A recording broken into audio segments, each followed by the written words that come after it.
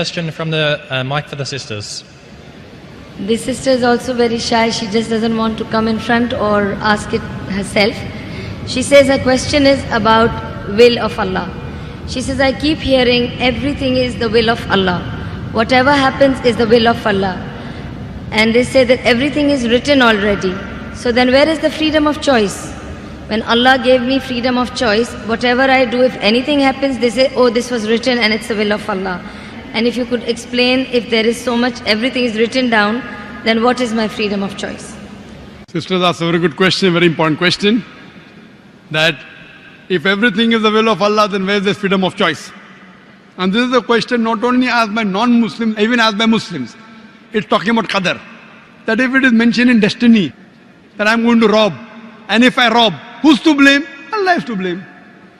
If it is mentioned in destiny, I'm going to commit murder, and I commit murder, who's to blame? Allah is to blame. So where is the free will? So if it is the will of Allah, or if it is mentioned in the destiny, I'm joining both together, then where is the free will? The reply to this question is, it's compulsory that every Muslim should believe in Qadr, but you should understand what is the meaning of destiny. For example, if suppose in a classroom, there are 100 students, and when the teacher teaches the students in the classroom at the end of the year, before the examination, the teacher predicts that this student, he will come out first class first. This student, he'll get second class. This student, he will fail. The teacher predicts why? He knows that this student is very studious, always does homework, does extra studies. This average student, second class. That student goes for movies, doesn't do homework, misses the class, predicts that that student will fail.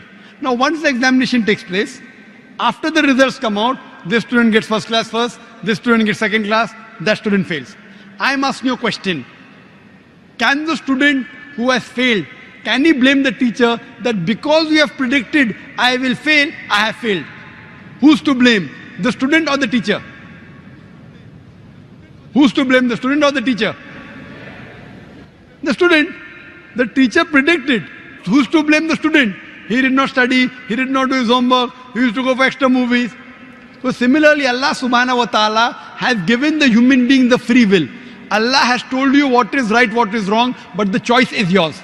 For example, if you come at a crossroad, there are 4 roads, A, B, C, D.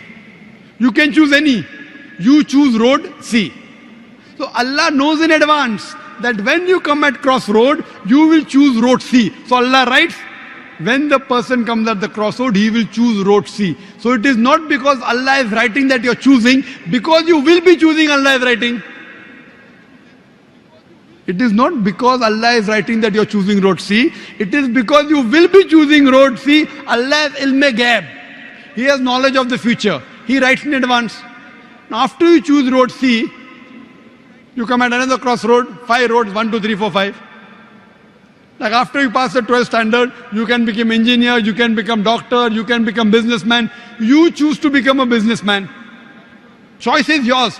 But Allah knows in advance that after you pass standard 12th, you will choose to become a businessman. It is not because Allah is writing that you are becoming a businessman. Because you wanted to become a businessman, Allah is writing in advance.